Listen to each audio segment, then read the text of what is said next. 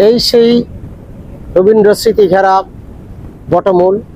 এই বটমূলেই রবীন্দ্রনাথকে বরণ করে নেওয়া হয়েছিল, যেটি ছিল বিশাল এক গোলাকৃতির একটি পদ্ম ফুল।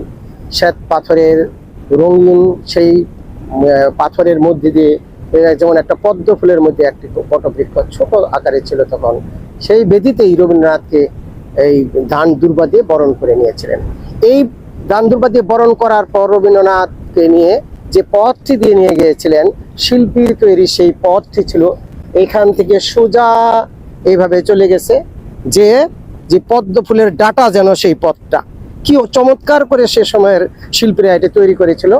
সেই ডাটার মূল গিয়ে পৌঁছেছে সেই উত্তরায়ণ বাড়িটির একদম সামনে, যেখানে রাজহাঁস খেলা করত, ওখানে একটা বিশাল কুম্ভাকৃতির এক জলাশয় ছিল। সেইটাই ছিল এই এই পদ্মটার মূল বা শেকড়। আমরা সেই ঐতিহ্যবাহী জায়গায় আমরা এখন উপস্থিত হয়েছি। প্রিয় ভিউয়ার্স, আপনারা অবশ্যই এই ঐতিহ্যটি সাথে আপনারা অনেকে আছেন, দেখেছেন।